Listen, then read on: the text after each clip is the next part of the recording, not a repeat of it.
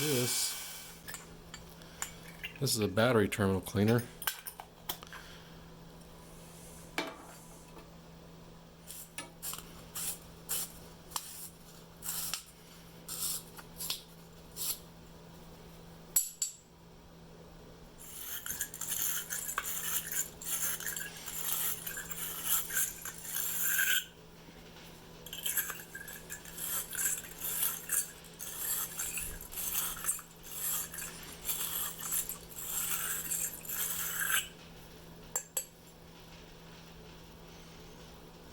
Yeah, much better.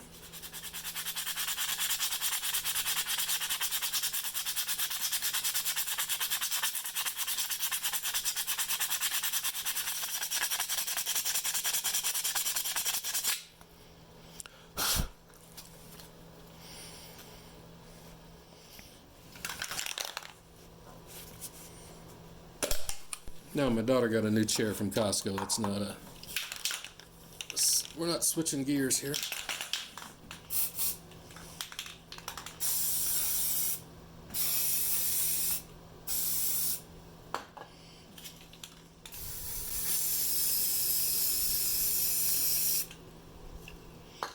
So we're gonna let that sit there, dry. It's about 40 degrees in here, 45. So it'll probably take overnight.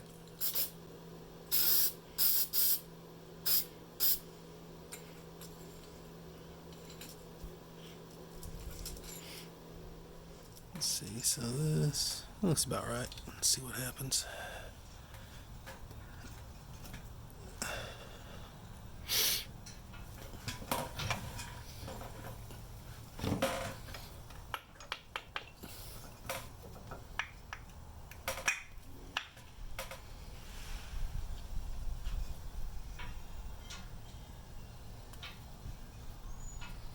So I can get to that right there.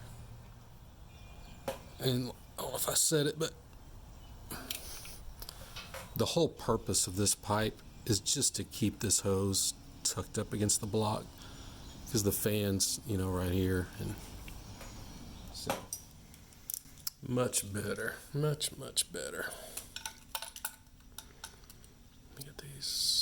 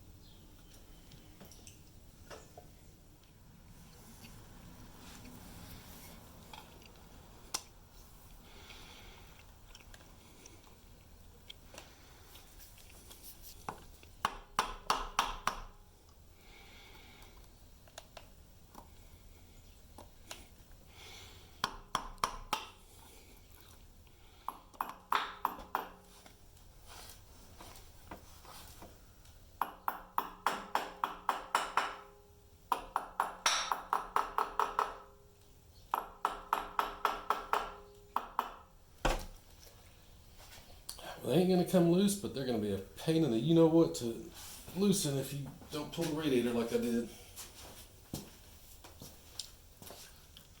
Okay, next thing is to put on the hose that goes from here to here.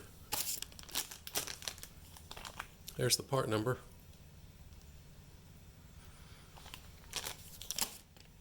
But one of the issues is I've only found one of these clamps. So I'm gonna go dig through all my parts and pieces and see if I can find the other one of these. Haha. So, okay, I found the two original Kubota clamps, but I have a setback because I'm missing one of these. I've only got one washer and I need two. And where this washer goes,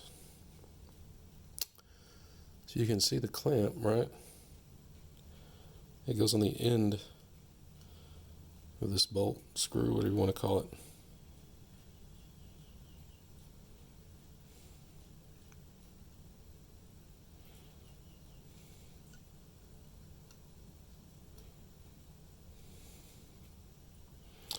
That's the way this clamp works, right? So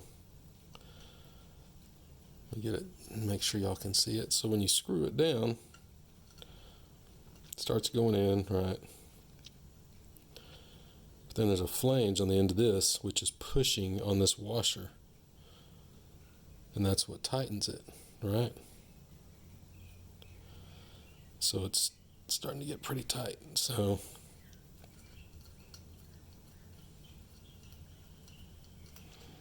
if it doesn't have that washer in there to hit on that flange, which is right there where the threads end, you can just keep tightening this thing and it'll just keep going in. It's not ever going to push it apart, because the threads will kind of grab on this, but not really, not enough to push it apart. So basically, long story short, I need another one of these, and I ain't got one. So what I'm going to do, I have this old bushing material. It's pretty hard. I'm going to beat it out. I'm going to drill a hole that size in it and then cut it out and then use it. So be right back. Okay, so I got that beat kind of flat. Found a drill bit that fits in there, kind of loose, 7/64ths.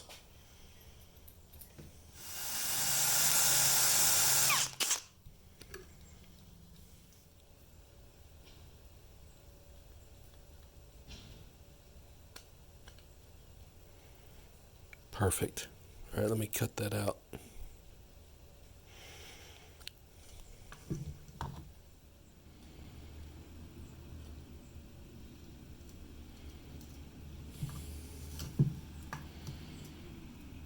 Oh, thank goodness that I don't have to dig out my freaking cutoff wheel.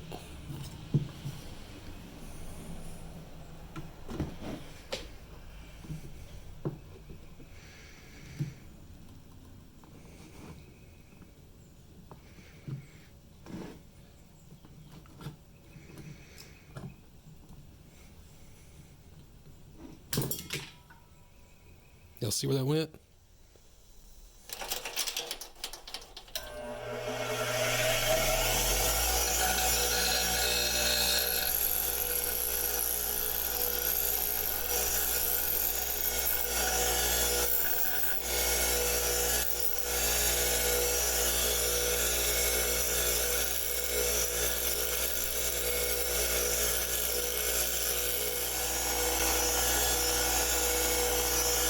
Should work. Let's see if this works. Confident that it will, but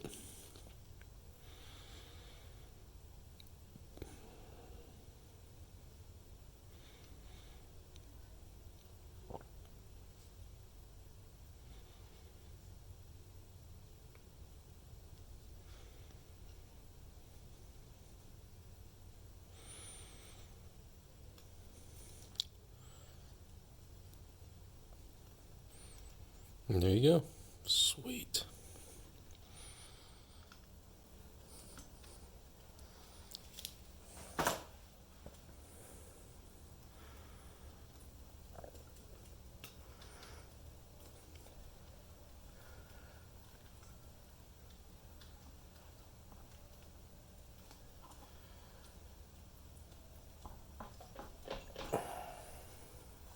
Working on, I have some dough I have rising. Alrighty. We'll see you in an hour. Really get a good visual of how that clamp works.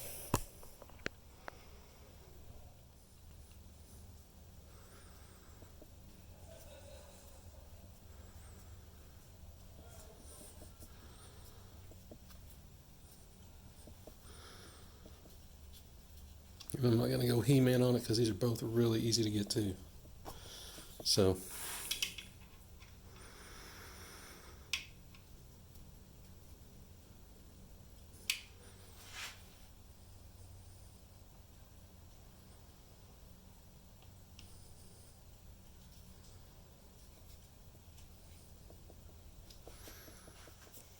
okay, since it's been about March, April,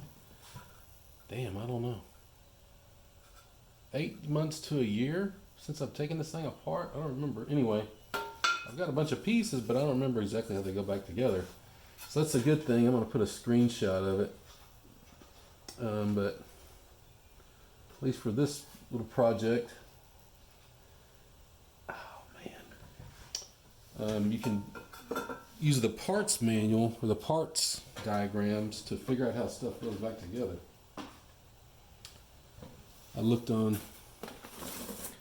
Messic's website, which is where I ordered all the parts for this, and they've got the Kubota parts diagrams on there. Okay, I looked at the parts diagram and I figured out how these go on. So basically, the fan is on the other side, so this would be, that's top, this is bottom, this is facing the rear of the tractor, right? You know? And then back here would be where the steering column is, and the gauges would be up here. Your feet would be down there. You know, it sucks, there's vents by the driver's seat, so it sucks air in through the screen, through the radiator, and blows it out the front of the motors. This way.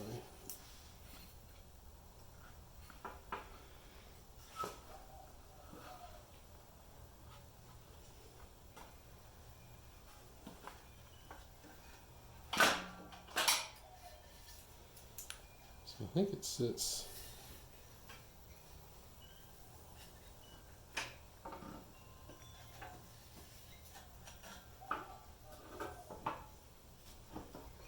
Probably something like that is my guess. Okay, I'm slowly putting the puzzle back together in my head. So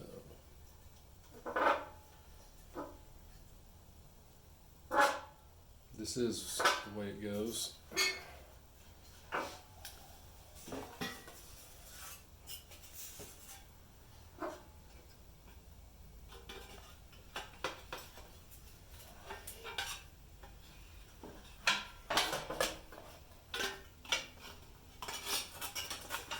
Now I remember why this was such an absolute cuss fest, taking this thing apart.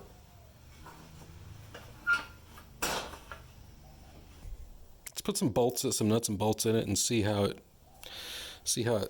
wants to come together. That's the one part in the parts diagram.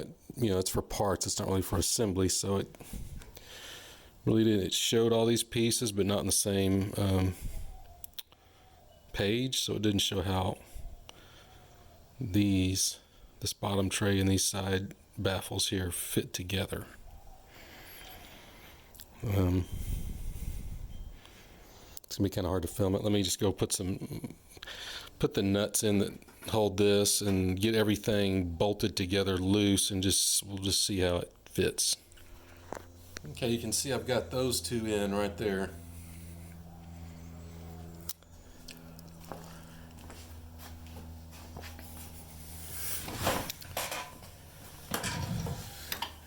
And then these two are in loose.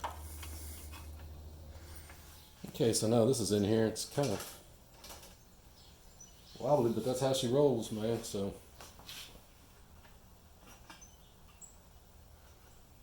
the way to get it off, pull these 4 screws off to undo the shroud, and the 4 bolts that the mounts and the radiator, just the whole thing will just come right out.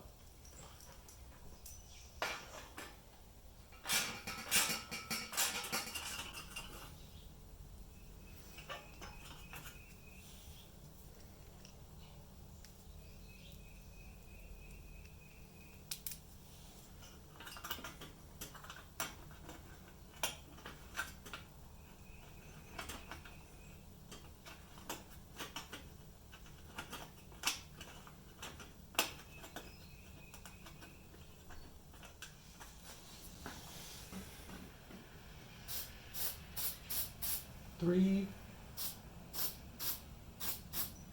and 4. The rest of this is all just dirt. And this has all been painted with this paint, so it'll all, once it dries, it'll all match.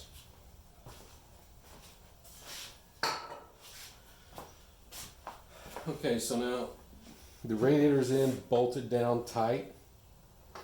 The shroud is on tight. What's left are these things, these little.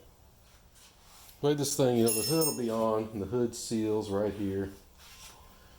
So that fan is actually pulling air this way. So it sucks air through these vents. There's a vent here, under here. So it's pulling air through here, through this screen, then through the radiator. And the reason for the screen is in case you suck up straw, dirt, dust, anything. It's just a pre-filter for the radiator. So now everything is snug.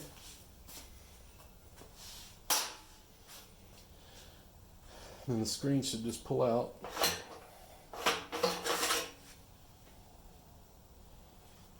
Blow it off. Stick it back in, but I need to paint it, so that's what's going to happen. All right, so this I forgot to put this on. This goes right here, and this holds there's an intake hose that comes in, just like a big radiator hose. It comes from the air filter housing. And it comes in, it goes in here about this far. It pulls air from this cavity. So next thing is to start getting fluids in it. I mean, it's got oil, to get some water in it and start flushing it out and get it going. See ya.